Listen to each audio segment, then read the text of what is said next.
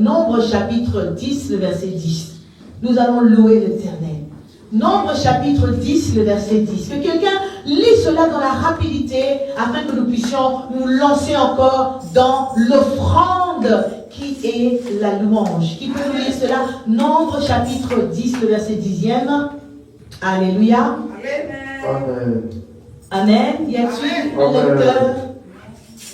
Nombre 10, 10. Très rapidement, nous lisons et écoutons. Vraiment, lisez avec notre sœur Irène qui va le lire, je crois. Elle est prête, j'ai prête, ma sœur. Gloire à Jésus. Écoutons la parole du Seigneur. Amen. Nombre 10, verset 10. Yes. Dans vos jours de joie, dans vos jours de fête, Yes. et à vos nouvelles lignes, vous sonnerez des trompettes, Yes. en offrant vos holocaustes et vos sacrifices d'action de grâce. Amen. Elles vous mettront en souvenir devant votre Dieu. Je suis l'Éternel, votre Dieu. Amen. Je suis l'Éternel, votre Dieu. L'Éternel nous dit, bien aimé, dans nos jours de fête, Amen. Dans vos jours de joie, qui est dans la joie aujourd'hui? Le jour du sabbat, bien aimé, le jour du repos, Dieu a dit, vous sonnerez des trompettes. Nous sonnerons des trompettes en faisant quoi? En offrant à Dieu nos sacrifices d'action de grâce. Donc sache-le très bien, que la première offrande que Dieu te réclame, ce n'est pas d'abord ce que nous allons donner, les billets que nous allons donner ici. C'est d'abord ton sacrifice de louange, ton sacrifice d'action de grâce. Qui est prêt à sacrifier à l'Éternel? Qui est prêt à donner à Dieu? Amen. Moi, je ne souffrirai jamais. Je ne manquerai de rien. Hey. Moi, je ne souffrirai jamais. Je ne manquerai de rien. Car le Dieu qui me voit, c'est mon papa. C'est mon papa. C'est mon papa.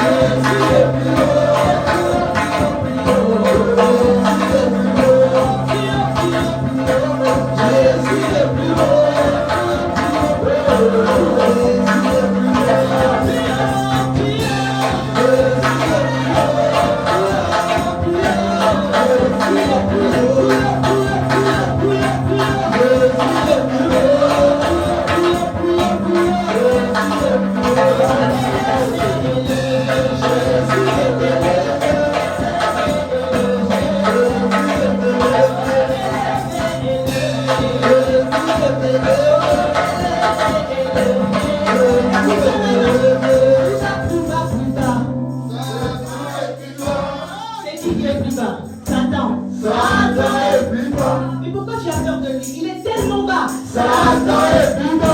Même la maladie est plus basse que le poids de glace. Oh, piétiner, piétiner, Satan est piétiner. Piétiner, piétiner, Satan est piétiner. Piétiner, piétiner. Est-ce que tu peux le piétiner? Mais pourquoi tu ne piétines pas? Satan est piétiné. Terrassé, terrassé, Satan est terrassé. Terrassé, terrassé, Satan est terrassé. Annulé, annulé, Satan est annulé. Annulé, annulé, Satan est annulé. Puis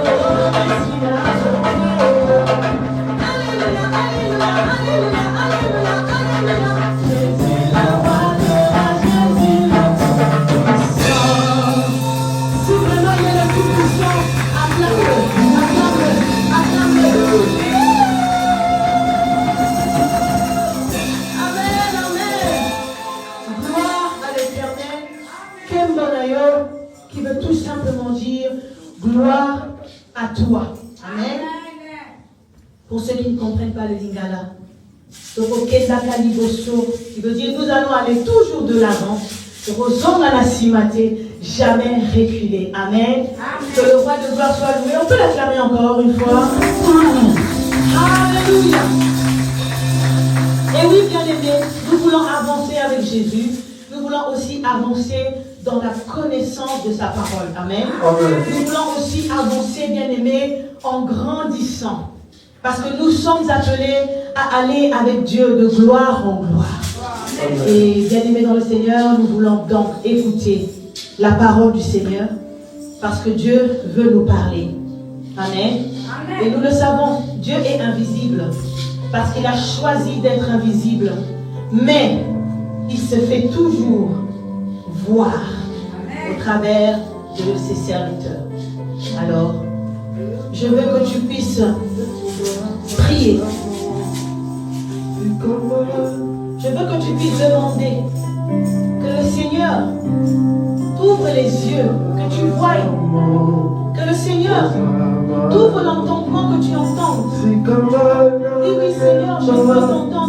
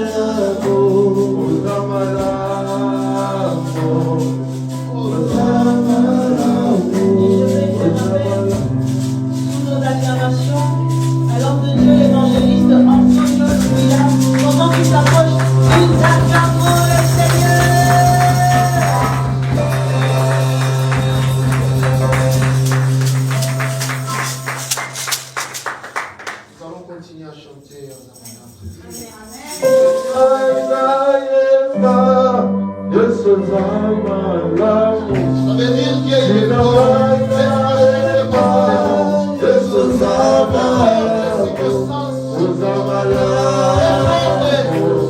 la souffrance qui est dans mon cœur. Que Dieu va t'aider pour traverser. Parce qu'il est solution de chaque problème de notre vie.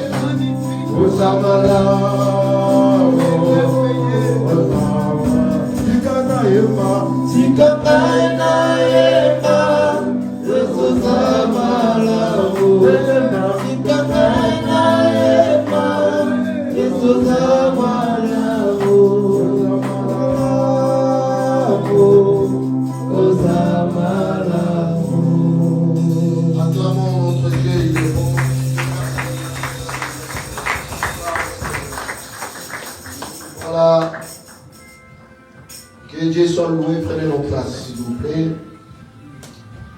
Nous allons gagner notre temps. Voilà. J'ai pris, ça fait le deuxième semaine, ça c'est la troisième semaine que Dieu nous a accordé de pouvoir parler sur un thème qui est important, qui est la mission de l'Église. Amen. Les semaines passées, nous avons parlé de la mission de l'Église, c'est d'abord d'adorer. Nous sommes appelés, sauvés pour adorer, pour manifester la gloire de Dieu au monde. Amen. Nous sommes appelés de glorifier. Nous sommes appelés de servir Dieu à travers l'adoration et de louange. Parce que l'homme est perdu. L'homme ne reconnaît plus Dieu, son créateur. Alors l'Église est là pour rappeler aux hommes qu'il y a un Dieu. C'est ça notre travail et notre mission nous a été accordée, c'est d'abord d'adorer, de glorifier, de montrer au monde qu'il y a un Dieu, un créateur. Yes. Deuxièmement, nous avons parlé, l'Église a aussi une mission avec ses propres membres. Parce que nous sommes là comme une famille, nous sommes réunis comme une famille. Et tant qu'une famille, nous devons nous entretenir. Nous devons nous aider, se consoler, se fortifier. Nous devons s'aimer. Nous devons nous approcher les uns les autres. Christ a dit, je donne une seule recommandation. Pour que le monde sache que vous êtes de moi, vous m'appartenez. Vous êtes mes disciples, vous devez s'aimer les uns et les autres. L'amour, c'est le seul moyen que l'Église manifeste son unité envers le monde.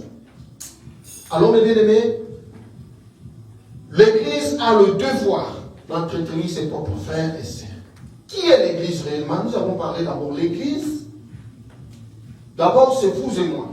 parce que nous sommes les temples de Saint-Esprit, nous avons parlé ça le dimanche passé, nous sommes le membre qui est le corps de Jésus-Christ. Nous sommes les sanctuaires là où habite la présence de Dieu. Alors, étant que l'Église, étant que les membres, Paul a dit dans le livre de 1 Corinthiens chapitre 12, l'Église est comparée avec comme un corps. Or que le corps, il a plusieurs membres. On ne peut pas parler d'un seul membre comme le corps. Quand on parle de notre corps, on parle de tout ce qui nous compose, tout ce qui fait partie du corps de l'homme. C'est ça ce qui représente le vrai image ou bien le vrai être de la personne. Alors, étant que l'Église, nous sommes comme un corps qui a plusieurs membres, mais qui travaille pour l'intérêt de tout corps. Amen. Alléluia. Amen. Alors, notre mission, c'est de prendre soin de l'Église, de prendre soin de notre frère et notre sœur qui est à côté de nous. Et troisièmement, nous avons parlé, l'Église a aussi la mission d'évangéliser, de gagner des âmes. Nous sommes sauvés, nous sommes rachetés. Dieu a besoin aussi des frères et des sœurs qui sont d'ailleurs les images de Dieu, les créatures de Dieu, qui ne connaissent pas la vérité. À travers de nous qui avons connu la vérité, nous sommes rachetés, nous sommes révélés. Nous devons aussi aller nous sauver. Alléluia. C'était la mission de l'Église. Mais dans l'Église, il y a aussi le travail ou bien le ministère. Parce que, à part l'Église universelle que nous sommes le portateur de la présence de Dieu, il y a l'Église locale. Et dans l'Église locale, il y a des services, il y a des choses à accomplir pour maintenir l'Église locale. Je vous ai dit que l'Église, c'est comme l'ambassade. Nous sommes là comme un lieu, là où les gens se réunissent pour écouter Dieu et pour adorer Dieu. À la maison, on le fait. Mais la Bible dit là où il y a 2 ou 3 réunis à mon nom, moi je suis présent parmi eux. Alors, l'Église est appelée à se réunir pour glorifier, pour adorer, mais aussi pour évangéliser. Alors, dans l'Église, il y a des travails, il y a le ministère que nous allons partager aujourd'hui. C'est quoi le ministère? Le ministère, dans le sens biblique du terme, c'est un service qu'on exerce à l'égard du corps de Christ. C'est une place précise que Dieu nous demande à occuper pour faire les choses précises au sein de son corps. Quand Dieu nous appelle, Dieu nous a sauvés, comme je vous ai dit, mes bien-aimés dans le Seigneur. Mais Dieu nous a placés dans un endroit que nous appelons l'église locale. Amen. Alléluia. Amen. Alors, étant que les membres, comme je vous ai dit le dimanche passé, étant que les membres que nous faisons partie du corps de Christ, chaque membre de notre corps a une fonction. Amen. Le bras ne fait jamais le travail du pied. Le pied ne fait jamais le travail des bras. Les yeux ne font jamais le travail des oreilles. Et les oreilles ne font jamais le travail des yeux. Mais tous ces membres sont importants dans notre corps pour faire fonctionner notre corps. C'est comme l'Église. L'Église a besoin des hommes qui sont placés dans des endroits précis au service de l'Église pour faire avancer l'œuvre du Seigneur Jésus-Christ. Alléluia. Amen. Donc le ministère, c'est un service qu'on exerce pour le bien-être du corps qui est l'Église. Et chacun, étant que l'Église, Dieu nous donne des grâces. Comme vous êtes là, vous avez des dons. Vous avez des grâces. Il ne faut jamais dire que je ne suis pas utile. Il ne faut jamais dire que je ne sais pas prier, je ne sais pas faire ceci, cela. Vous avez une grâce particulière. Si vous faisiez partie d'une église locale, c'est parce que Dieu a voulu que vous soyez là et que vous pouvez les servir. Nous ne sommes pas simplement sauvés pour aller au ciel. Nous sommes aussi sauvés pour servir Dieu pendant que nous vivons sur la terre. Amen. Alors, le ministère est là pour nous aider, pour faire avancer l'œuvre du Seigneur Jésus-Christ. Quand on parle de ministère, c'est être un serviteur dans la maison de Dieu. Être serviteur de Dieu, ce n'est pas être avant tout servi, mais avant tout, c'est être serviteur de Dieu, ce n'est pas être avant tout servi, mais par les autres, mais c'est avant tout être au service des autres. C'est ça. Quand on est dans le service de Dieu, le première pensée, quelqu'un qui est dans le service, il doit avoir dans son esprit que je suis là pour servir les autres. Amen. Alléluia. Amen. C'est ça ce qui rend l'église efficace et forte. Quand dans l'église, chacun vient occuper du poste, et vient occuper du travail pour être vu, pour être acclamé, c'est là où nous avons beaucoup de problèmes, de conflits dans l'église. Or, être dans le service de Dieu, c'est être au service des autres. Avoir d'abord cet esprit de serviteur. Voilà le mot. Serviteur. Celui qui est au service des autres. Si nous tous, nous commençons à agir dans cette manière, eh bien, nous allons former une église forte et équilibrée. Parce que chacun va se préoccuper. Chacun va prendre le temps de regarder ce qui manque envers son frère ou bien dans son église pour qu'elle puisse combler le vide. Donc, mes bien-aimés dans le Seigneur, être au service de Dieu, ce n'est pas avant tout être servi, mais c'est être au service des autres. C'est comme ça que nous aurons une église forte. C'est comme ça que nous aurons une église puissante. Quand nous travaillons dans cet esprit-là, mes bien-aimés, il aura l'humilité, il aura le fruit de l'esprit entre nous. Pourquoi y a-t-il des bagarres dans l'église? Parce que chacun veut occuper une poste pour être vu. Or que le service de Dieu, c'est être au service des autres. Amen. Quand on travaille avec cet esprit, mes bien-aimés dans le Seigneur, eh bien, Dieu va se manifester et la gloire de Dieu va se manifester. Notre motivation dans le ministère ne doit pas être un désir d'être pris, d'être connu ou bien considéré. Au lieu de prendre une fonction de gloire, au lieu d'être servi par les autres, ce n'est pas ça l'objectif du ministère.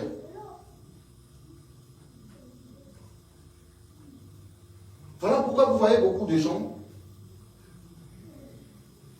ils n'ont pas cette grâce-là, mais parce que c'est une ministère ou bien c'est un service que les gens acclament, que les gens considèrent, que les gens respectent, tout le monde veut faire la même chose. Or que Dieu nous récompensera par rapport à notre fidélité envers lui. Et par rapport à ce que nous faisons pour sa gloire. Devant Dieu, il n'y a pas de petit travail. Amen. Il n'y a pas de petite fonction. Il n'y a pas de petites choses. Parce que chaque membre de notre corps a une fonction. Et c'est de la même forme, dans l'église de Dieu. Même si tu fais le travail de rester là dans la porte, de balayer, de prier, de donner, Dieu nous voit. Amen. Et c'est comme ça que Dieu nous récompense. Et la Bible nous dit, restez humble et Dieu élèvera au moment opportun. Travaillons dans le ministère de Dieu. Le ministère, c'est vraiment ça l'essence du ministère. C'est être au service des autres.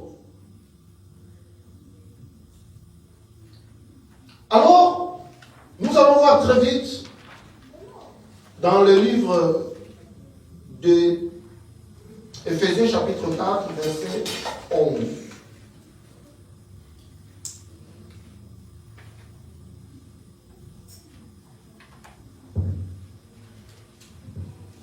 Éphésiens 4, à partir du verset 11.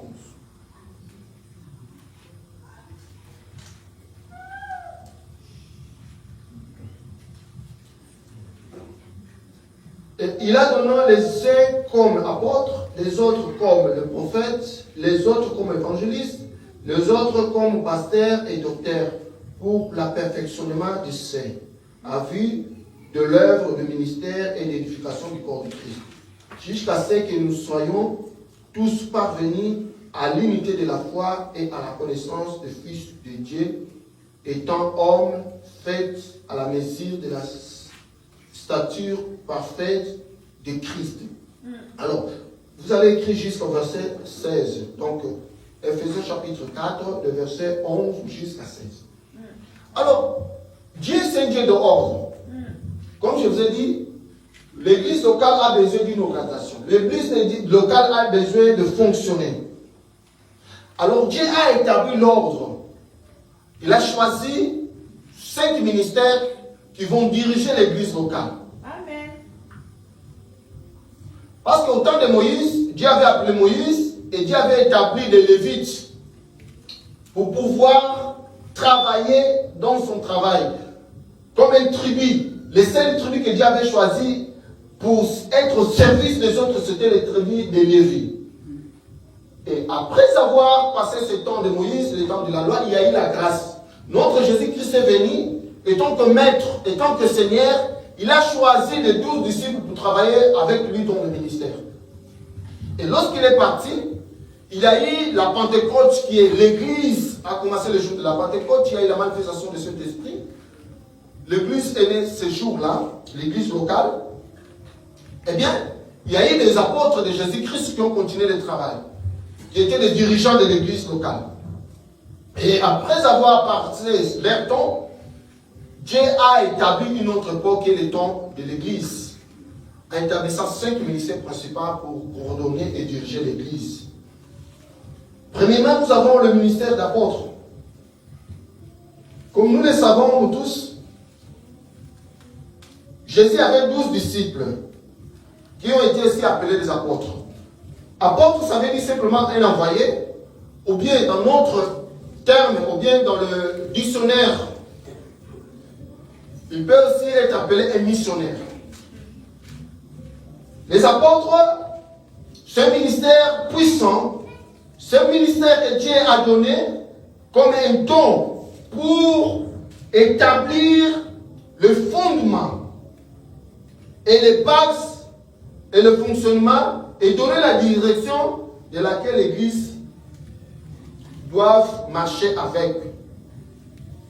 Un apôtre, c'est quelqu'un, en d'autres termes, un bâtisseur aussi de l'Église locale. Souvent, nous voyons notre papa, il fait ce travail avec perfection parce que c'est la grâce que Dieu l'a donnée. Un apôtre, c'est quelqu'un qui vient poser les premiers fondements. C'est comme un persuadeur, quelqu'un qui ouvre le chemin. C'est quelqu'un qui prépare les hommes pour continuer la mission pendant que lui, il continuera à fonder d'autres ministères. Alléluia. C'est ça le ministère apostolique. Et nous voyons notre papa, souvent il est absent. Et chaque fois qu'il rentre, il nous dit non, nous avons une telle nouvelle église, nous avons une nouvelle église. Et ce qu'il fait souvent, à part prêcher la parole, il va pour mettre des fondements, établir des hommes, préparer les hommes pour rester dans l'église locale pendant qu'il continuera sa mission d'établir ou de bâtir d'autres églises. Alléluia. C'est ça le ministère apostolique. Ce ministère accompagné avec la parole, comme nous voyons notre papa, il est un bon enseignant.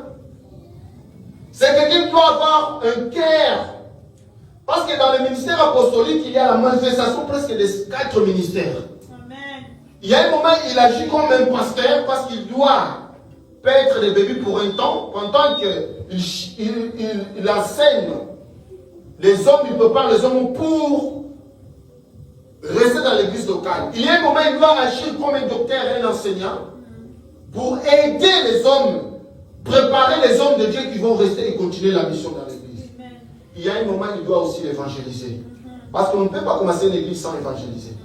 Et donc, dans le ministère apostolique, nous voyons la manifestation des 4 ministères. Alléluia. Alléluia. Amen. Mais la personne doit reconnaître la grâce. Il doit reconnaître le ministère que Dieu, pour laquelle il a appelé, pour ne pas avoir la confusion. Parce qu'aujourd'hui, nous voyons beaucoup de confusion dans le ministère. Quelqu'un, tu vois, par exemple, nous voyons souvent en Afrique, ici, je ne sais pas, mais en Afrique, je vois souvent parfois, quelqu'un qui va passer l'évangéliste, docteur. Ce n'est pas comme ça que ça marche. Il peut avoir la manifestation de tous ces ministères en vous, mais il y a un ministère principal que Dieu a mis en toi, pour laquelle Dieu va t'utiliser. Alléluia. Par exemple, pour ce moment-là, je suis tenté d'enseigner, mais je n'ai pas le ministère de doctorat ou bien d'un enseignant. Je me souviens, quand on était dans le ministère, avant de devenir, on été consacré dans le ministère, il y avait un moment que j'enseignais beaucoup. Alors, j'avais une amie qui m'appelait toujours docteur. Il y a cette grâce. Mais ce ne veut pas dire que c'est le don principal que Dieu a mis en moi. Non. Je dois reconnaître le ministère que Dieu a mis en moi. Pour éviter la confusion. Donc le ministère apostolique, c'est un ministère puissant. C'est comme un père qui vient établir des fondements. Voilà pourquoi il doit être un bon enseignant. Il doit avoir un cœur de pasteur. Il doit être un bon évangéliste. Amen. Il doit être un bon leader parce qu'il doit former des leaders. C'est ça le ministère apostolique. Or que la Bible nous dit, ce ministère sera pour édification du corps de Christ. Amen. Alléluia. Amen. Et par la grâce de Dieu, nous voyons, nous avons de bons exemples auprès de notre papa, notre patriarche. Si vous voyez en lui, vous allez voir qu'il y a tout ce ministère que je parle en lui. Parce qu'il y a un moment, il devient un bon enseignant. Il nous enseigne souvent ici. Mais il y a un moment, il parle de ministère, il prêche comme un évangéliste. J'ai oublié encore. Il y a aussi le ministère prophétique. Parce qu'il y a des moments où notre papa est prophétise ici. Amen. Donc dans l'apostolat, il y a la manifestation de ces 4 ministères, ou bien les 5 ministères plutôt. Amen. Amen. Alors ce ministère est là pour poser des fondements, pour préparer, pour commencer d'autres ministères, par exemple bâtir des églises. C'est vraiment un don que Dieu a mis dans le ministère apostolique. Cela n'empêche pas d'autres ministères de le faire, mais il y a vraiment un don particulier dans le ministère apostolique de bâtir des ministères ou bien des églises locales et d'établir des hommes mûrs pour continuer le travail. Alléluia. C'est ça le ministère apostolique. Ce ministère fait partie de dirigeants, des hommes que Dieu a établis pour diriger l'église locale. Nous avons aussi le ministère prophétique. Ce ministère qui est aussi puissant à cause de sa particularité. Dans l'Ancien Testament, souvent, les prophètes ont été appelés comme des voyants. Ils étaient là, des gens qui parlaient de la part de Dieu, ils se limitaient qu'aux prophéties. Or que le ministère prophétique aujourd'hui, c'est un ministère qui est basé aussi à la parole. Un prophète doit avoir la parole. Il ne doit pas rester jour ou nuit seulement prophétiser. Voilà pourquoi aujourd'hui nous avons beaucoup de problèmes dans les églises. On a fait des hommes, des prophètes comme des voyants. Voilà pourquoi beaucoup de prophètes ils ont compris ça. Même Dieu n'a rien dit, parce qu'il sait qu'il doit prophétiser, il commence à fonder des choses. Et souvent, beaucoup ont commis des erreurs à travers de cet ministère. Ils ne prêchent plus la parole. Il fait que parler, Dieu a dit, je vis. Non, ce n'est pas ça simplement. Le ministère, ici, dans le livre d'Éphésiens, un prophète doit être d'abord un bon dispensateur de la parole. Yes, alléluia. Un homme qui va baser la parole de connaissance. Parce que dans le ministère prophétique, il y a la parole de connaissance, il y a la parole de sagesse, il y a aussi parfois la grâce de prophétiser. Mais tout ça doit être basé dans la parole de Dieu. Amen. Alléluia. Un prophète, c'est quelqu'un qui révèle le peuple de les pensées de Dieu. Parce que cette parole que nous lisons, parole écrite, nous appelons ça comme rêve. Mais un prophète, parfois Dieu l'utilise souvent c'est avec les logos, c'est-à-dire la parole révélée. À un moment précis, Dieu peut lui donner une parole pour donner la direction à son peuple. Mais cela ne va pas devenir comme un poutine. Parce que le vrai parole qui donne la direction, c'est cette parole-là, c'est la parole. La parole. Un vrai prophète doit se baser toujours dans la parole de Dieu. Ce n'est pas aujourd'hui comme on voit aujourd'hui. Oh, je vois, tu as mis chemise jaune. Dans la Bible, même Jésus n'a jamais parlé déjà de chemise jaune, ceux qui des pantalons, c'est pas ça, ça c'est les bassesses. Jésus, quand il parlait, quand il donnait les prophéties, même les prophètes de Dieu lui disaient, ainsi dit l'Éternel. Dieu a dit ça. vous êtes dans cet état de péché, ou bien votre vie c'est comme ça, Dieu a dit, tu dois faire ceci, cela, pour que tu sois sauvé. C'est ça les vraies prophéties. Ainsi dit l'Éternel. Et parfois, il doit même donner des versets, même s'il ne les donne pas. Vous voyez que tout ce qu'il dit doit être à l'accord à la parole de Dieu. Amen. C'est ça le ministère prophétique aujourd'hui. Alors un prophète, c'est quelqu'un qui est la bouche liée, qui parle de la part de Dieu, mais à un moment donné, Dieu peut l'utiliser avec la parole de connaissance, avec la parole de sagesse. Parce que la parole de connaissance, nous allons parler ça une fois, dans d'autres occasions, que Dieu nous accordera. La parole de connaissance, Dieu peut te révéler une chose sur votre vie. Mais la parole de sagesse, la différence est que Dieu te révèle, il te donne la directive. Alléluia. Amen. C'est ça. Alors, il y a toutes ces manifestations dans le ministère prophétique. Parfois, il n'a pas besoin de fermer les cieux pour parler. Oh, Dieu m'a montré que non. Parfois, en prêchant la parole, il y a la parole de connaissance qui sort. Et que la personne qui est assise là-bas, il sent que cette parole est dirigée pour moi. C'est ça le ministère prophétique. Alors, ce ministère a été donné à l'Église pour édifier l'Église. Pour aider les saints à marcher selon la volonté de Dieu. Yes. Parce qu'il y a des moments, l'église locale, il y a des soucis à laquelle que moi je ne vois pas. À laquelle parfois l'homme de Dieu n'est pas révélé, mais Dieu peut révéler à travers de son serviteur qui est le prophète.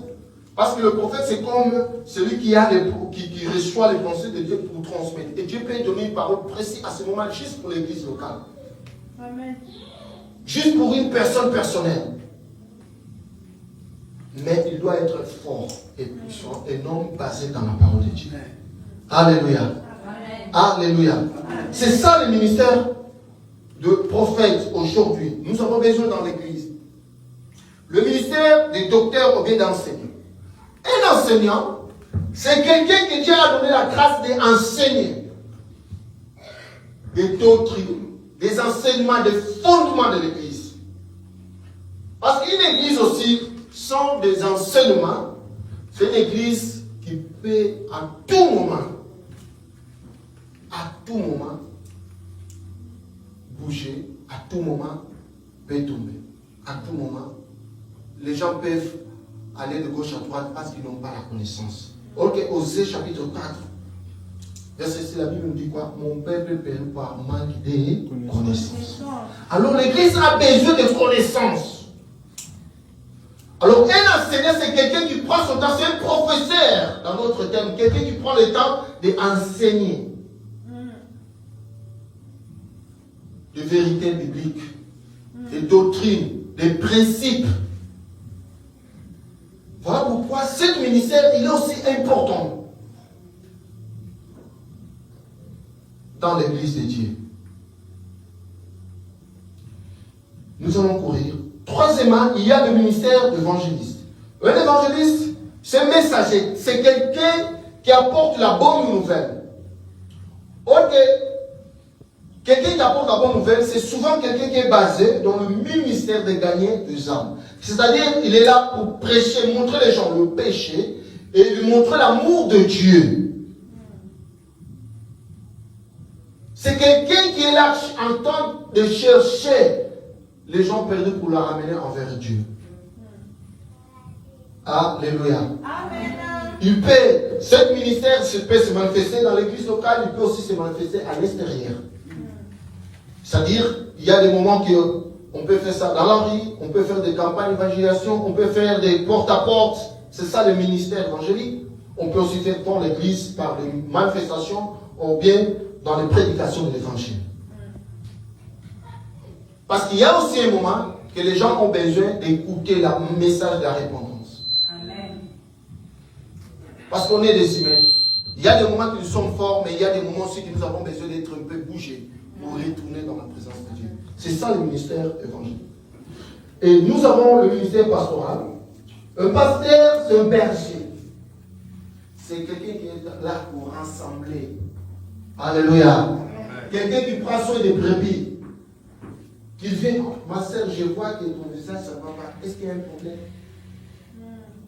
Quelqu'un qui est là pour faire le suivi de membres de l'église. Quelqu'un qui est là pour bander le pleur. Quelqu'un qui est là pour donner le message de réconfort.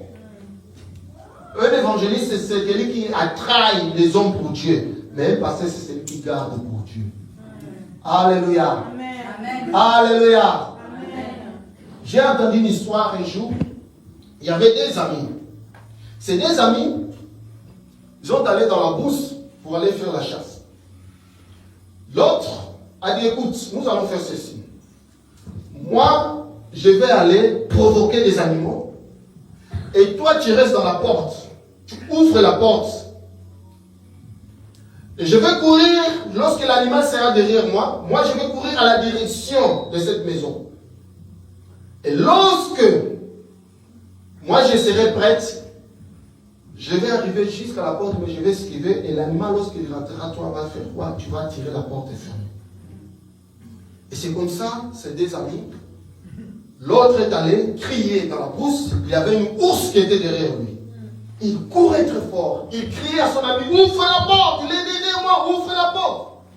Et jusqu'à ce que l'ours est arrivé auprès de cet homme, et l'homme est arrivé auprès de la maison, de cette maison-là, aurait rentré, lui l'esquiver, il avait esquivé, et l'animal avec cette puissance, cette force, la vitesse qu'il avait, il est rentré à l'intérieur, et l'homme a fermé la porte. Là, on voit le travail d'un évangéliste qui est d'aller crier. Et le pasteur, il était là prêt pour fermer la porte, pour que la personne reste là. Alléluia. Le pasteur, c'est quelqu'un qui est là pour protéger, pour garder les âmes qui sont gagnées. Et l'évangéliste est là pour gagner, pour attirer les gens. Alléluia. C'est comme un publicitaire. Aujourd'hui, le monde a même compris cela. Nous avons des influenceurs. Un évangéliste, c'est comme un influenceur. Alléluia. Amen. Alléluia. Amen. C'est comme un influenceur. Il est là pour influencer les hommes. Boya, boya. Venez. Et vous savez, les gens sont toujours criés. Si tu te mets aujourd'hui, faisez cet exemple-là. Un esprit. Sortez ici, commencez à crier. Tout le monde seront crier. Même s'il n'y a rien, ils vont venir. Ils vont venir pour savoir ce qui se passe. Jusqu'à ce qu'ils sauront qu'il n'y a rien. Ils vont faire quoi? Ils vont partir. Un évangéliste, c'est quelqu'un qui crie. Venez. Et le pasteur qui dit, pourquoi tu es entré, il y a quelque chose ici. Amen. Alléluia. Amen. Nous avons les 5 ministères, mes bien-aimés dans le Seigneur. Ces 5 ministères, Dieu les a donné la parole. Dieu les a donné les dons de grâce pour diriger, édifier, conduire l'Église. Cela n'empêche pas que l'un ou l'autre dans ce ministère exercer le ministère ou bien la fonction de l'autre. Cela n'empêche pas. Parce que c'est comme les 5 doigts. J'ai les 5 doigts ici. C'est ça qui fait la main. Mais vous voyez souvent, chaque doigt, dans certaines situations, chaque doigt a une fonction. Alléluia. Amen. C'est ça le ministère. Les 5 ministères, ce sont comme des autorités, des administrateurs que Dieu a mis dans l'église locale pour diriger l'église de Dieu. Amen. Mais comme je vous ai dit, il y a d'autres personnes que Dieu a donné cette grâce d'avoir, malgré qu'il est l'évangéliste, il est un pasteur ou bien un apôtre, mais il y a aussi la grâce parfois d'un ministère qui se manifeste de temps en temps en lui, le prophète. Ça peut arriver. Amen. De temps en temps, le ministère de docteur ou bien d'un enseignant peut se manifester. D'ailleurs, Dieu, il est comment? Le Saint-Esprit, il y a des moments que le Saint-Esprit, par le besoin du moment, il peut utiliser son serviteur dans un certain domaine qui n'est pas son domaine, mais parce que le besoin est là, Dieu peut manifester la grâce pour le bien-être de salut, ou bien le bien-être de son église, ou bien pour le salut de cette personne. Amen. Alléluia. Amen. Mais ça ne veut pas dire que, parce que Dieu m'a fait la grâce peut-être d'enseigner à un moment donné, que je me proclame évangéliste et docteur. Non. C'est ça, aujourd'hui, nous avons la confusion. Et d'ailleurs, il y en a d'autres. Il ne faut pas confondre. Être un père et être dans le ministère, c'est deux choses différentes. Notre papa, il est notre papa comme il est là. Peu importe le ministère qu'il pouvait avoir, soit avec évangéliste ou bien apôtre, même comme il est apôtre, même si papa il était un pasteur, mais parce qu'il est un père, même si on est un apôtre, je dois me soumettre. C'est ça aussi l'autorité. Parce que dans le service de Dieu, le Lévite, il y avait les Lévites, mais il y avait aussi les souverains sacrificateurs. Ça, il y a la différence. C'est ça aussi là où nous avons beaucoup de confusion dans l'église. Ceux qui ont ça, s'il est ministre, moi aussi je le suis. Non. On peut être tous des ministres, mais il y a toujours des hiérarchies, il y a des leaders, des hommes que Dieu a établis. Pour éviter tous les confusions. Nous avons besoin de ça, de comprendre ce mystère. Mais, dans les 5 ministères, chacun a une grâce. Et chaque grâce-là, c'est pour combler la grâce de l'autre. C'est pour couvrir la lacune de l'autre ministère. C'est pourquoi Dieu a dû partager ces 5 ministères.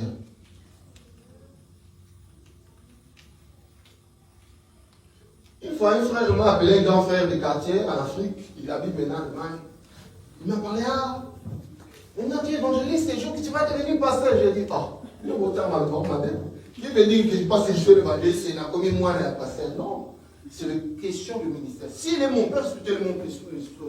Mais je peux être aussi un père spirituel et tant qu'il est évangéliste d'un pasteur. Oui. Est-ce que vous avez compris? Ouais. Alléluia. C'est une question du ministère. Alors,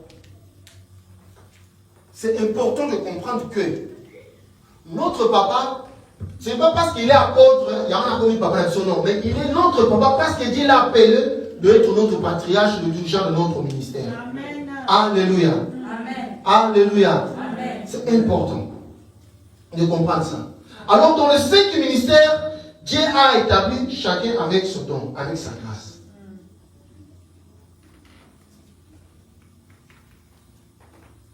Et on ne doit pas aussi envier le ministère de l'autre en pensant que non, si je deviens 5 ministres là, ceux qui dans le évangéliste n'a pas mis pasteur, je deviens plus puissant. Non, c'est pas ça. Parce que je me souviens à l'époque, en Angola, on était trop jeunes. Il y avait un moment, tout le monde, évangéliste. Après, il y a une fois qu'il est venu là-bas, tout le monde, non, le pasteur. Et un moment donné, tout le monde est devenu des docteurs. Après un moment donné, tout le monde m'apporte. Mais ce que finalement, on ne comprenait plus comment les choses ça marchaient. Le problème, c'était quoi? Les gens cherchaient les titres, mais ne cherchaient pas les services de Dieu. Amen. Le ministère, ce n'est pas un titre, mais c'est un service. C'est un don que Dieu a mis à chacun de nous. Alléluia. C'est important. Quand on va servir Dieu avec l'esprit des serviteurs, les bien-aimés dans le Seigneur, il y aura la gloire qui va s'éclater. Vous savez, pourquoi l'Afrique n'avance pas? On est en train de comprendre nous à titre. Et cette influence est rentrée même dans l'église. Pendant que les âmes sont là perdues, nous on reste dans le bagarre, chercher les titres. Alors que nous devons se concentrer dans l'essentiel. C'est faire le service de Dieu. Amen. Parce que c'est lui, ce jour-là, qui va récompenser chacun selon sa fidélité. Amen. Et selon le ton et l'obéissance qu'il avait avec Dieu. Amen. C'est important. Eh bien, nous allons courir vite. À part ces 5 ministères, nous avons le ministère auxiliaire, parce que c'est important. Il est important que je parle de ces ministères parce que beaucoup de gens ont laissé la charge de l'église à ces 5 ministères. C'est ça, là où nous avons aussi beaucoup de gens dans nos églises. À part les 5 ministères que Dieu a mis comme des administrateurs, comme des dirigeants, les gens qui doivent diriger l'église, il y a des ministères auxiliaires, les ministères qui sont là pour aider, accompagner le ministre de Dieu. Nous avons le ministère que nous appelons le ministère des soutiens. Nous avons par exemple un évêque. un évêque que nous appelons ancien dans l'église. Un ancien, vous allez écrire premier épître de Timothée, Timothée chapitre 3, verset 1 à 7, là vous allez voir les qualités pour gagner le temps. Mais un ancien, il y a deux sortes d'anciens. Nous avons d'abord un ancien, c'est quelqu'un, pas selon son âge, mais quelqu'un qui a demeuré dans les choses de Dieu, qui est resté auprès de l'homme de Dieu, qui a accompagné le parcours de ministère, qui était obéissant auprès de l'homme de Dieu, et en sa capacité d'être un homme fidèle, il peut devenir un ancien pour superviser, aider l'homme de Dieu, ou bien le ministre aider en son absence, ou bien même quand il est là, il peut être aussi allé dans une autre église locale, aider à prêtre les brebis lorsque l'apôtre, comme je vous ai dit, n'est pas là. C'est ça le travail des anciens. Mais un père spirituel aussi, comme notre papa, à part qu'aujourd'hui nous appelons le patriarche, mais il est aussi un ancien selon un Pierre. C'est un ancien, pourquoi? C'est quelqu'un qui a demeuré des années dans les choses de Dieu. Amen. On peut aussi l'appeler papa. Même si ce terme n'existe pas dans la Bible, on peut l'appeler grand-père. Parce que pour les autres, il est père, mais pour les autres enfants, il est comme un grand-père. Parce que c'est quelqu'un qui a demeuré dans les choses de Dieu. Amen. Alléluia. Amen. L'ancien dans l'église, ce n'est pas par rapport à son âge humain, mais c'est par rapport à l'âge au temps qu'il a resté auprès du Seigneur et auprès, surtout des hommes de Dieu. Pendant tout ce temps-là, on peut l'établir comme un ancien. Il est là pour couvrir, parce que, comme je vous ai dit, papa il est là, pasteur elle est là, mais il ne peut pas tout faire. Il peut avoir un souci, il peut diriger, envoyer une ancienne, aller dans la maison de tel papa, de telle maman, faire la prière. Il donne des recommandations. C'est le travail des anciens. Amen. Alléluia. Papa peut être empêché pour une situation, un souci. Il peut donner une responsabilité à un ancien. Fais ceci, fais cela, coordonner l'église, fais ceci, cela dans mon absence. Ou bien dans mon présence, prends cette tâche, diriger les gens, fais ceci. C'est ça le travail d'un ancien parce qu'il connaît bien l'église. Amen. Il connaît bien les membres de l'église. Il a aussi la connaissance de la parole de Dieu. Mais il doit être un homme fidèle. Un homme qui craint Dieu. C'est ça un ancien. Alléluia. Amen. C'est ça le ministère auxiliaire. Alors, il y a beaucoup de gens qui ont fait des années dans l'église. Mais si on le dit, prenez cette responsabilité, on va dire non, je ne suis pas capable. Non, vous êtes capable. Amen. Parce que vous avez la connaissance. Amen. Alléluia. Amen. On avait un frère à l'église. Cet frère-là, il était un ancien, mais un ancien dans les désordres, dans la confusion. À chaque fois qu'il y avait des problèmes à l'église, c'est lui qui appelait les gens pour faire des réunions, critiquer. Il s'est bagarré même pour un J. S'il y avait une fête à l'église, donc on ne donne pas les J, ah mais non, vous aurez des problèmes. Alors un jour, j'ai regardé cette papa-là, j'ai dit, mais papa, mon bimba, un grand peu comme ça, il fait des bêtises.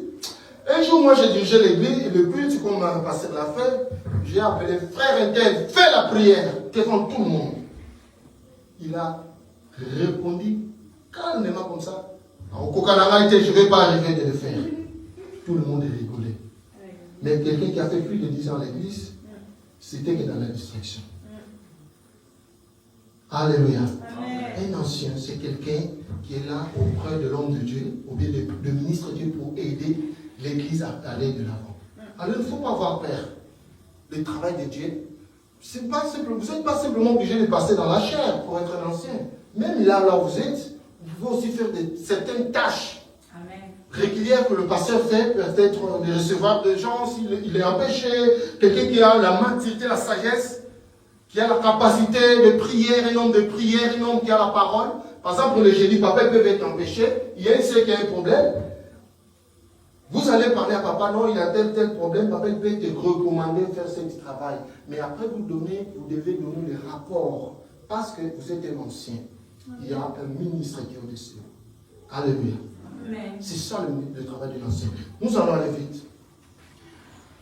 Deuxième ministère auxiliaire, c'est le ministère des diacres.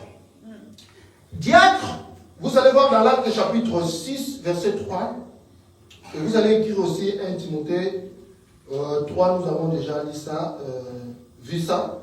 Mais chapitre 8 jusqu'à 12. Là, vous allez voir aussi les qualités. Les diacres ont été établis dans l'église primitive lorsqu'il y a eu le Saint-Esprit, l'église a commencé dans l'église primitive, et les hommes de Dieu étaient tellement chargés, prêcher la parole des apôtres, et servir les gens qui avaient de besoins sociaux, nourriture, tout ça. Ils ont vu qu'il était vraiment trop de travail pour eux. Ils ont établi, ils ont appelé 6 personnes. Parmi eux, il y avait les tiennes et d'autres comme Philippe. On a mis la main pour faire le travail social. Mais les qualités de ces hommes, c'était des hommes spirituels, des hommes sérieux. Et c'est comme ça que nous avons eu le travail de diaconat de l'église. En quelque sorte, aujourd'hui dans nos églises, c'est un peu aussi comparé avec le travail d'un protocole. Alléluia. Amen. Parce que le mot protocole, dans la Bible, ça n'existe pas. Mais, ce n'est pas un péché d'utiliser ce mot. Mais le travail de diacre, c'est à peu près le même travail d'un protocole. Il doit être un homme spirituel, un homme sérieux, qui est dans les affaires sociales de l'église. Mais cela n'empêche pas qu'ils peuvent aussi exhorter ou bien édifier les gens. Amen. Tout ce service que nous avons besoin, ce sont des ministères auxiliaires. Les diacres, vous êtes là pendant beaucoup de temps, dans l'église de Dieu. Ne restez pas dans le banc. Si vous avez cette cœur, par exemple, vous avez cette grâce d'être un bon organisateur, c'est un travail de diacre. Un homme social, c'est un travail de diacre. Alors nous avons besoin de ces ministères aussi dans l'église. Alléluia. Amen. Amen. Ne limitez pas, ne se limitez pas. On ne veut pas. Vous savez, mais quand vous êtes au service, vous êtes plus sérieux et vous êtes plus concentré et vous serez plus fidèle aux choses de Dieu par rapport à quelqu'un qui vient chaque dimanche, il s'assoit et il rentre chez lui. Vérité. Alléluia. Amen. Nous tous, on doit faire quelque chose pour la gloire de Dieu. Yes. C'est ce qui va nous motiver à être là présent chaque fois. Et à faire un effort de faire avancer l'œuvre de Dieu. Yes. Nous avons encore d'autres ministères. Jésus-Christ, quand il marchait dans le monde, il avait des femmes qui le servaient. Aujourd'hui, dans l'église, nous avons su la société des mamans. C'est important.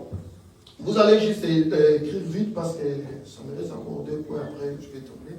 C'est presque vous y avez. 1 Timothée chapitre 3, verset 11. Et Tite, 1 Timothée chapitre 3, verset 11. Et l'épître aussi de Tite, chapitre 2, verset 3 à 5. Là, les mamans sont là pour aider d'autres mamans. Les mamans qui ont la capacité. Les mamans qui ont la grâce de Dieu. Les mamans qui ont la sagesse. Les mamans qui vivent déjà avec le papa à la maison. Les mamans qui ont l'expérience. Elles sont là pour aider d'autres jeunes mamans à marcher dans la crainte de Dieu, à respecter leur mari. Yes. Et les enseigner comment tenir le foyer. Alors nous avons aussi besoin de ce ministère dans l'église. Alléluia. Amen. Le ministère auxiliaire. Parce que le papa ne peut pas tout faire, je le répète. Oh, le ministre ne peut pas tout faire. Il y a d'autres choses que peut-être une maman elle aura honte de confesser auprès de papa, mais elle aura cette facilité de confesser auprès d'une maman. Alléluia. Amen. Voilà pourquoi. Parce que les mamans ils connaissent bien mieux les mamans que nous les hommes. Et nous aussi les papas, on se connaît mieux que les mamans. Alors ces ministères sont importants dans l'église. Au moins une fois par mois, maman, vous êtes déjà nombreux ici. Vous êtes déjà nombreux. Même les jeunes savent que vous n'êtes pas encore mariés. Vous êtes appelés de faire partie de ces couples. Au moins une fois par mois, vous préparez un message. Ou bien vous faites des débats. Vous créez des idées. C'est comme ça. Là, vous allez évoluer, vous allez voir que les choses vont commencer à changer. Chacun, on doit vraiment bouger. On ne doit pas rester dans la même situation. Toujours venir à l'église le dimanche ou bien le mercredi, rentrer. Non. on doit faire fonctionner. Nous sommes déjà nombreux, plus de 10 personnes ici. Nous sommes déjà nombreux pour faire fonctionner certains groupes dans notre communauté. Amen. Alléluia. Amen. Alléluia. Amen. Le groupe de maman, il est important dans l'église. Parce qu'il y a des soucis que parfois papa n'arrive pas à résoudre. Il va aller voir maman. Maman Mokambi, ou bien l'un de maman qui a la maturité pour dire, écoute, avec maman ça ne va pas. Et mamans qui ont la capacité vont aider d'autres mamans pour retourner dans le chemin. Il est important d'avoir ces départements dans l'église. Nous avons encore notre département des papas. Nous aussi les papas. On doit avoir notre département. Il est important, nous les papas, de temps en temps s'asseoir et de parler. Je sais que nous aussi les papas, nous avons beaucoup de choses à se partager. Des expériences. Des témoignages. De s'édifier. Nous avons besoin de ce département dans l'église. Amen. Alléluia. Amen. Nous devons vraiment commencer, nous sommes déjà même 4 ou 5 papas déjà, on peut déjà commencer à faire bouger les choses. Même tous ceux qui ont l'âge de maturité, vous êtes déjà les papas, il y a tout ça là-bas. Amen. Alléluia. Amen. Quand tous ces départements seront en fonction, vous allez voir que nous allons alléger le travail de notre papa et notre église va prendre de l'équilibre. Yes. Yes, oh. Alléluia. Amen. Et nous avons le groupe la jeunesse. Les jeunes, c'est important. Selon Tite, chapitre 2, verset 6, 1 Pierre 5, 5. Les jeunes, nous avons aussi besoin d'avoir un département des jeunes. Parce que la jeunesse aujourd'hui, selon Joël, la Bible dit que dans le dernier jour, Dieu a dit qu'il va verser son esprit vers les jeunes. Mais le diable aussi est en train d'attaquer la jeunesse aujourd'hui. Alors nous devons avoir une jeunesse solide. Une jeunesse forte. Parce que aujourd'hui, les papas, le maman, ils n'ont pas beaucoup de force d'aller dans la rue pour évangéliser. Peut-être pour faire d'autres efforts que les jeunes ont. Si nous, les jeunes, nous avons la connaissance de la parole de Dieu, on peut disponibiliser notre temps de faire certaines tâches que les papas n'ont plus le temps de le faire. Alléluia. Amen. Le département de la jeunesse est important dans l'église. Eh bien, nous avons déjà le choral qui est là pour glorifier Dieu. Nous avons le département d'évangélisation, le département d'intercession pour terminer. Tous ces départements, nous avons besoin. Yes.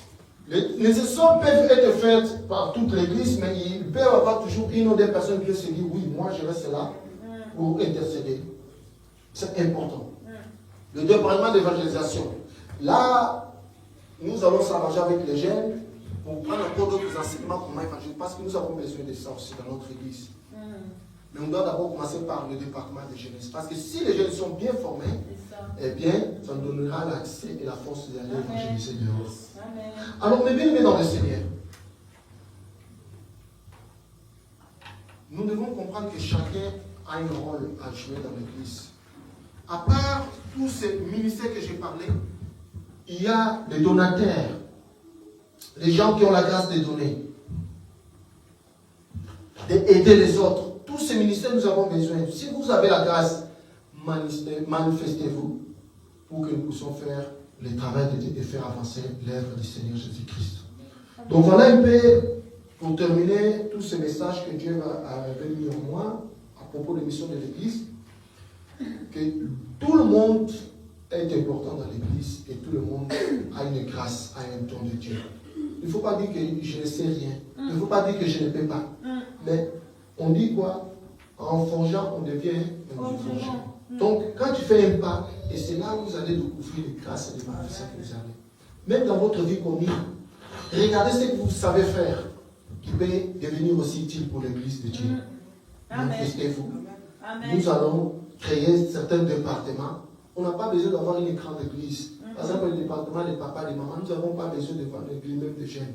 Le peu que nous sommes, on peut déjà commencer à fonctionner.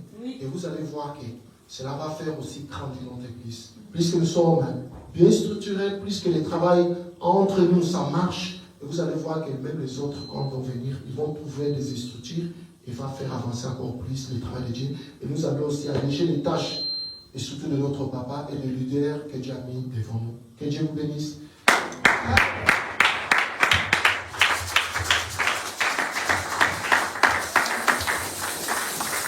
dit Amen à ça? Qui dit Amen encore très très bien? Que l'homme de Dieu, l'évangéliste Antonio, soit béni. Tendons nos mains vers lui et bénissons sa vie. Bien-aimé dans le Seigneur, est-ce qu'on peut prier pour lui? Prions pour le serviteur de l'Éternel, l'homme de Dieu qui nous a parlé de la mission de l'Église, qui est entré en détail par rapport au département, au ministère. Oh, alléluia, prions au nom de Jésus. Père, nous bénissons ton serviteur. Merci parce que tu l'as utilisé. Merci parce qu'il a été ta bouche encore ce matin. Et nous te prions de loindre encore davantage afin qu'il nous parle encore de toi. Seigneur, nous sommes prêts à recevoir encore, Seigneur, ce qui vient de toi. Bénis-le au nom de Jésus. Que l'arroseur soit arrosé davantage au nom puissant de Jésus-Christ. Amen. On peut encore acclamer le Seigneur très fort. Amen. Gloire à l'Éternel. Est-ce qu'on peut se lever pour acclamer Jésus? Il s'agit de roi des rois, Jésus-Christ. On ne l'acclame pas assis. Pour le respect de notre Dieu, lève-toi et acclame-le. Alléluia. C'est un grand service que tu fais. C'est un travail que tu fais lorsque tu acclames le Seigneur. Et celui qui travaille sera rémunéré. Amen. Merci beaucoup. Nous pouvons nous asseoir. Que le Seigneur vous bénisse. Merci pour l'obéissance, pour l'humilité. Bien-aimés, nous avons écouté la parole de Dieu. Amen. Pour pouvoir travailler dans le ministère. Et j'ai aimé, bien-aimé, parce qu'il a dit, il n'y a pas de petit travail ou de petite fonction dans le service de Dieu. Tu es utile. Je suis utile. L'autre aussi, le plus petit, est utile. Chacun de nous est utile. Et ce que l'homme de Dieu a dit à la fin, il a dit, ne dis pas que je ne suis pas qualifié. Je vais encore dire à quelqu'un que toutes les personnes que Dieu avait appelées n'étaient pas déqualifiées. Amen. Le Amen là est trop petit. Amen. Je répète encore, toutes les personnes que Dieu a appelées dans la Bible, ils n'étaient pas déqualifiés. Dieu les a appelés en étant disqualifiés, mais Dieu les a formés, Dieu les a qualifiés. Amen. Donc ne te minimise pas, ma soeur. Ne te minimise pas, mon frère. Regardez Moïse. Quelqu'un qui bégaye, vous voyez, quelqu'un qui bégaye. Ici, parmi nous, il n'y a personne qui bégaye. Mais quelqu'un qui bégaye, Dieu lui, au lieu de dire que va seulement travailler, Dieu lui dit, va convaincre. Déjà, il a la bouche, donc la langue difficile. Pour quelqu'un qui parle déjà normalement, c'est pas facile de convaincre une personnalité comme le Pharaon. Aujourd'hui, on peut comparer Pharaon à qui? Je ne sais pas si c'est Donald Trump, si c'est qui. Quelqu'un de très dangereux, quelqu'un qui est tellement difficile à convaincre. Dieu l'a qualifié. Regardez Gédéon. Il a dit, je suis le petit, le plus petit de la petite tribu, la dernière tribu. Amen. Regardez encore David. Il était le cadet de tous ses frères. Et même son père ne l'a même pas montré au prophète. Mais c'était lui que Dieu a appelé. Si on va citer un grand roi en Israël, on va citer qui? David. Alors tu es le David de Casséa. Est-ce que tu peux acclamer le Seigneur? Tu es le Moïse de Casséa. Tu es le Gédéon de Casséa. Que Dieu te bénisse encore, évangéliste Antonio. Merci beaucoup, bien-aimé, pour ce message. Nous aurons à la fin encore une réunion avec notre patriarche. Et moi, je vous invite. L'homme de Dieu est là. Je veux des questions. Vous n'avez pas bien compris. Il y a quelque chose, un verset que vous n'avez pas pu noter à temps. Posez des questions. C'est important pour que nous puissions travailler et grandir ensemble. L'homme de Dieu, il est disponible pour toi, pour moi. Amen. Sans plus tarder, nous allons nous lever parce que nous voulons passer aux offrandes. Alléluia. Nous voulons obéir à l'Éternel. Gloire à Jésus. Gloire à Jésus. Les ministères et les ministères auxiliaires. Waouh! Bien-aimés, les dons que Dieu nous donne, parmi les dons que Dieu nous donne, bien-aimés, il y a aussi ce don de la libéralité. Il faut savoir donner à Dieu. Prends ton offrande, prends-la, bénis-la. Nous sommes le dimanche aujourd'hui, nous savons qu'il y a 2 paniers. D'abord, l'offrande de l'Église. Et ensuite, l'offrande du prophète. N'oublions pas, il y a des enveloppes qui sont là. Bien-aimé, paye ta dîme à l'Éternel. Fais ton action de grâce. Il y a aussi notre caisse qui est là. n'hésite pas à mettre quelque chose et le Seigneur ne manquera pas de te bénir. Gloire à Jésus. Tout moment, tu es Dieu, qui nous fait pour nous, c'est ta gloire. Tu es Dieu, qui nous fait pour nous, c'est ta gloire. Oh, nous l'acclamons, tu es Dieu, qui nous fait pour nous, c'est ta gloire. Tu es Dieu, qui nous fait pour nous. Oh, qui soit loué, qui soit loué, qui soit loué, qui soit loué. Oh, loué,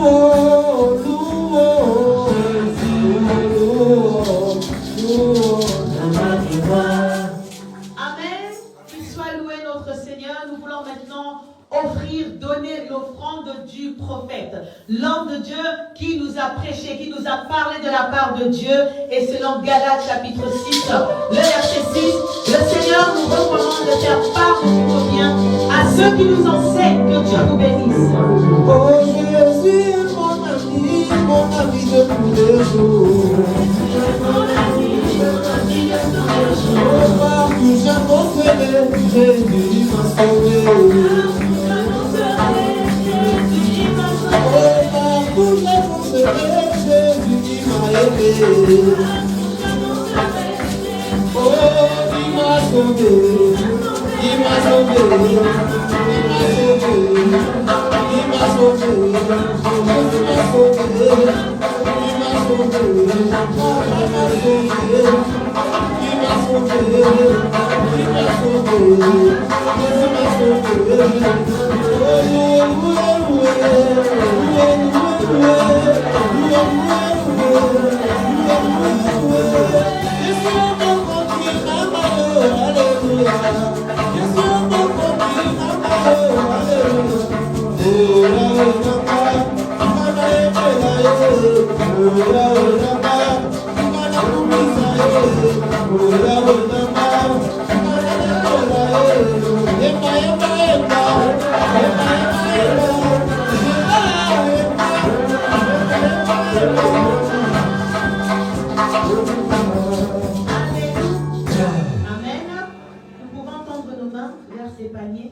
Présentons-les à l'Éternel et prions que Dieu les accepte et que Dieu les bénisse. Seigneur, nous venons te présenter ces paniers. Seigneur, que ton nom soit loué. Et merci pour tes enfants qui ont obéi à ta parole, qui ne sont pas venus main vide et qui ont versé quelque chose dans ces troncs. Nous te prions, Seigneur, que tu bénisses ces offrandes, que tu bénisses la source, que tu bénisses, Seigneur, Papa, aussi l'Église, que cette offrande soit une bénédiction, dans le nom de Jésus. Et ceux aussi qui ont eu le désir de donner, mais qui ont manqué, Seigneur, souviens-toi d'eux, dans le nom de Jésus. Merci, Seigneur. Amen. Gloire à Jésus, nous l'acclamons très fort. Il est merveilleux. Voilà, nous nous approchons vers la fin de notre précieux culte. Je vais sans plus tarder laisser la parole à Papa Anissé pour les communiquer. Pendant qu'il s'approche, nous acclamons.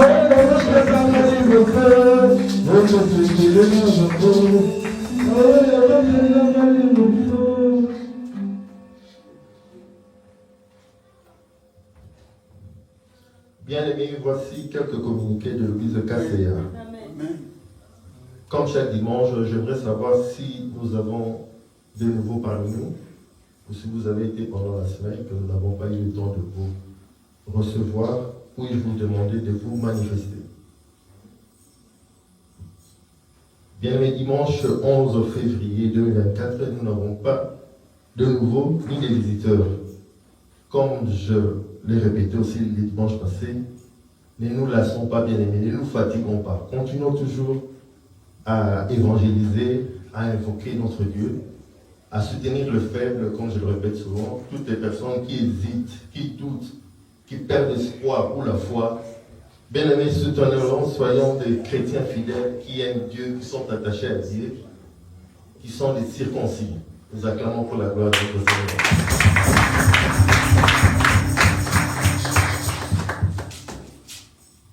voici les programmes comme vous le connaissez, je vais aller rapidement. Donc mardi, nous serons là dès 18h30 à 20h pour notre mardi miracle qui est en fait notre culte de la semaine. Comme je le répète, nous allons suivre les enseignements, soit un thème, écouter la parole de Dieu, toujours dans le but d'approfondir nos connaissances bibliques et également d'approfondir notre foi. Mardi miracle, bien aimé, nous déposons aussi nos fardeaux, soucis, difficultés, problèmes, tout ce qui nous empêche d'avoir la paix, afin que la miséricorde et la compassion de Dieu puissent se manifester en nous. Et mardi miracle, je le répète aussi chaque fois, que nous pouvons être conduits par le Saint-Esprit. Et là, c'est un programme spécial que nous suivons. Jeudi, ça c'est une journée spéciale, bien aimée, que pour toutes les personnes qui prennent rendez-vous auprès de notre patriarche. Donc jeudi, si vous voulez que le patriarche prie pour vous, si vous avez un problème, un souci ou un sujet à débattre, la condition c'est de prendre un petit rendez-vous. Si vous ne prenez pas des rendez-vous, le patriarche peut avoir aussi d'autres soucis. Au milieu jeudi, à Zaté, donc il faut prendre rendez-vous. Samedi, bien aimé, nous sommes là de 14h à 15h pour notre samedi de feu. Et là, c'est une heure d'intercession intense, bien aimé. Là, nous sommes toujours à la recherche de la face et de la main de Dieu. Nous préparons également notre culte pour les dimanches. Faisons aussi de prières d'autorité pour prendre possession de ces lieux de culte. Et de 15h à 16h, nous avons la répétition générale de notre chorale. Dimanche, nous sommes là de 9h45 à 12h15 pour notre culte d'action de grâce. Là, nous louons, adorons notre Dieu par des chants de cantiques que nous faisons chaque dimanche. Nous disons un merci en signe de reconnaissance pour différentes raisons.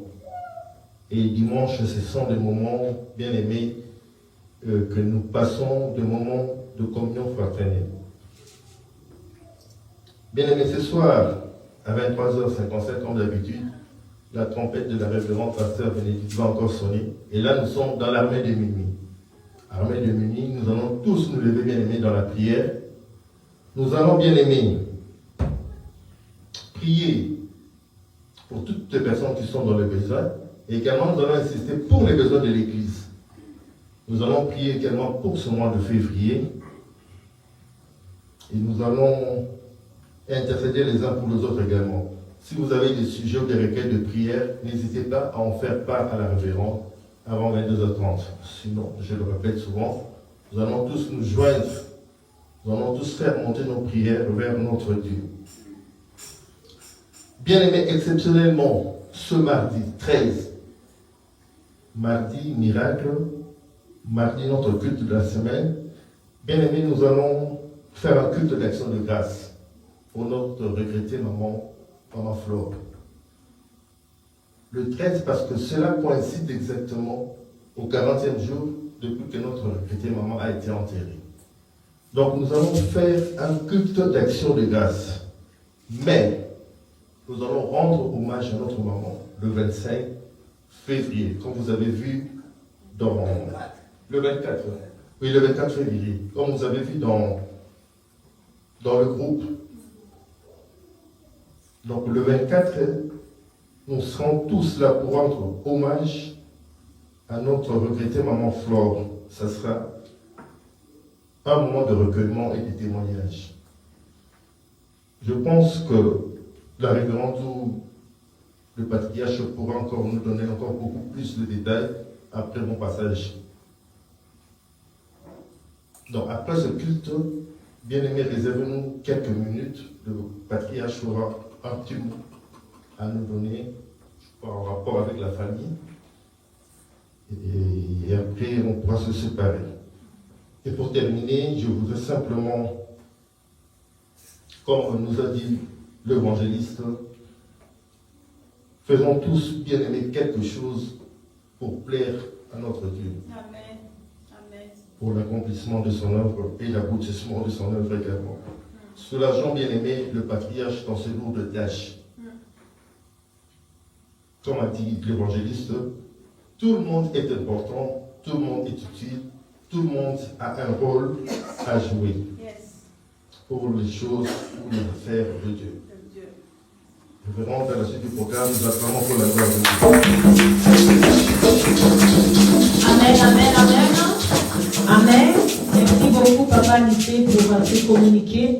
Gloire à Jésus, que Dieu soit loué. Bien aimé, avant de clôturer, je veux encore, moi-même personnellement, inviter encore nous, les enfants de la maison, dans la prière de minuit, armée de minuit. Amen. C'est très important que nous puissions être connectés. Donc, nous qui sommes ici, vraiment, connectons-nous. Si tu sais que ton nom n'est pas encore dans le groupe, bien aimé, viens me voir après. Contacte-moi, demande à quelqu'un mon numéro, je vais te rajouter. Il y a des personnes qui se sont déjà excusées auprès de moi, vu leur travail, ils ne peuvent pas être avec nous, ça, il n'y a pas de souci. Mais pour d'autres personnes, c'est de minuit à 1h.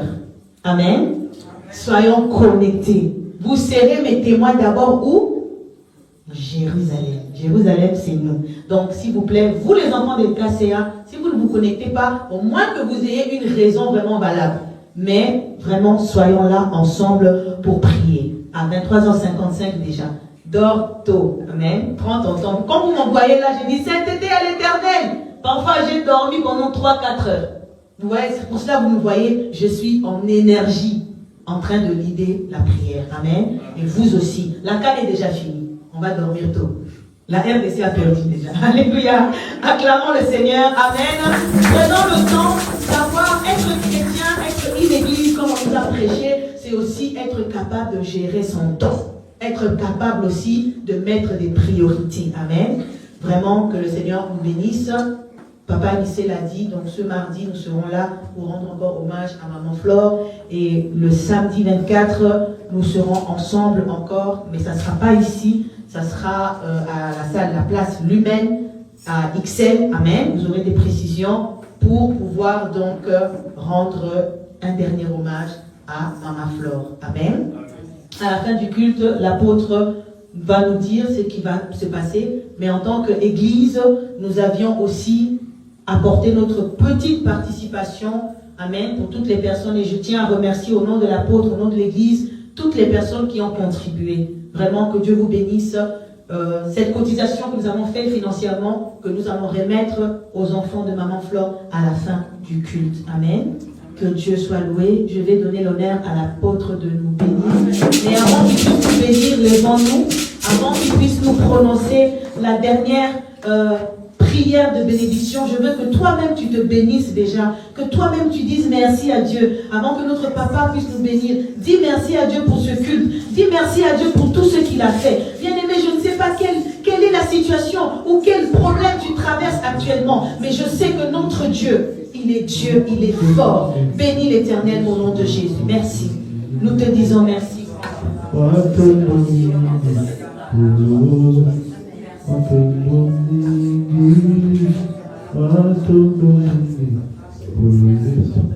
Merci Seigneur. Alléluia. S'il vous plaît, Alléluia. nous allons clôturer. Nous allons clôturer ici. Nous allons clôturer maintenant. Je vais parler à l'Église. C'est important. Nous sommes comprendre. Je veux que tout le monde comprenne. Parce que Maman Flore a été membre actif. Il y a cassé. Parce que Maman Flore était vraiment un membre active dans KCA.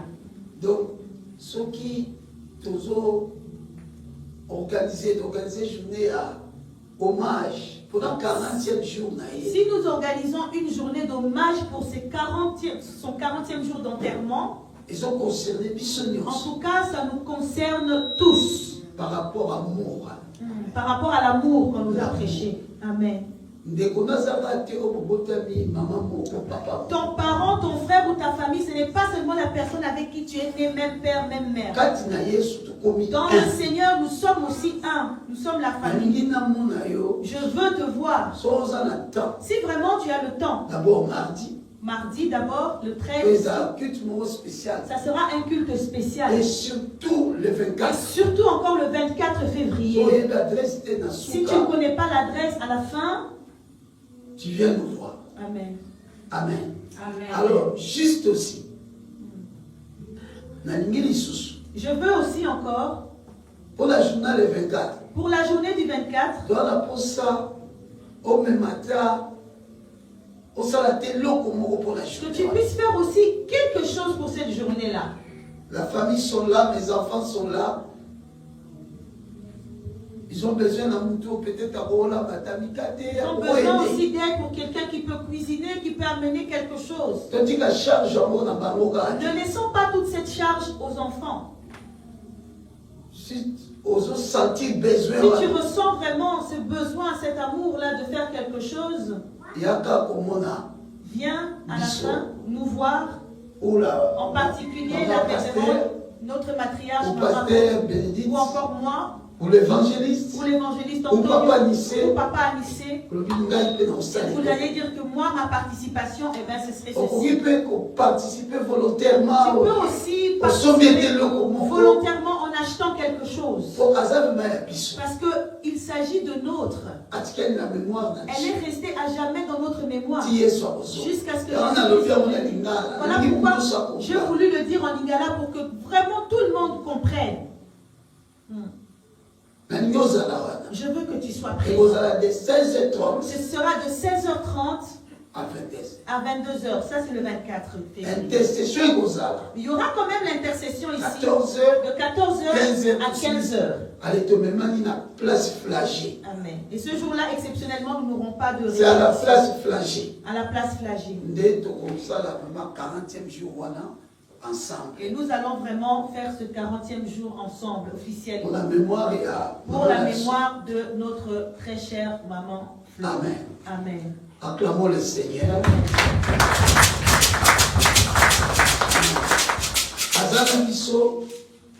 Parce que elle est encore présente avec nous parce que nous voyons ses enfants, donc ils sont ses représentants. Alléluia. Amen. C'est important. Amen. Nous sommes vraiment à toucher. Donc si vraiment tu es touché de faire quelque chose, comme ma fille la joie, avec papa pour rejoindre les groupes pour soutenir pour la Roland. Voilà, comme la soeur la joie s'était déjà portée volontaire. La joie, je peux élever ta main. Je veux rejoindre l'organisation pour cuisiner. Elle est prête de vous aider aussi. C'est ça l'amour. Amen. Amen. Amen. Maintenant, élevons nos voix. Merci Seigneur. Rendons grâce à Dieu. Nous te rendons grâce. Seigneur, nous voulons t'élever pour ces moments forts. Merci pour ce au nom de Jésus. Pour ces moments sacrés de ces cultes. Nous voulons te dire merci. Nous voulons présenter nos remerciements en ta présence. Nous voulons t'honorer, Seigneur. Tu nous as bénis au travers de ta parole.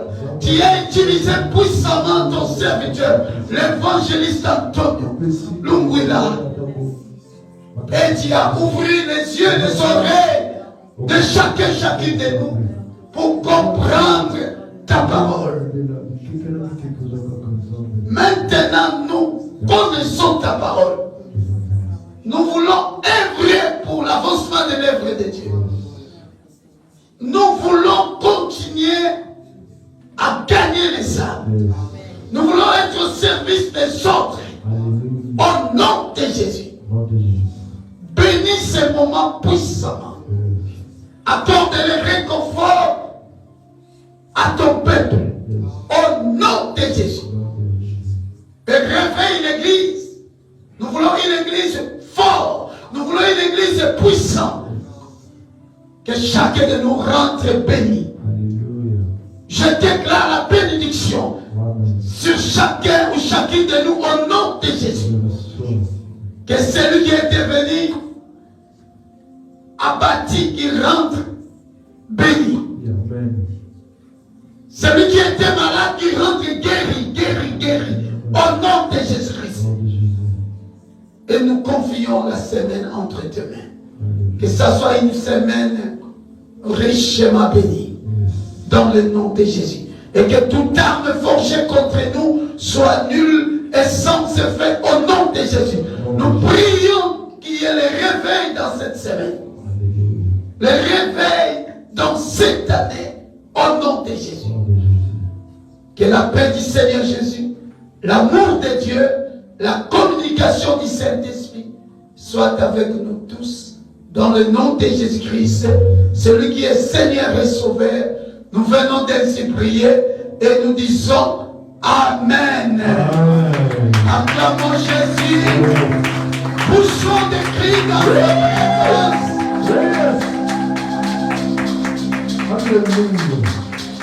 Déclare maintenant, oui, le bonheur et la grâce m'accompagneront tous les jours de ma vie et j'habiterai dans la maison de l'Éternel jusqu'à la fin de mes jours. Que Dieu vous bénisse.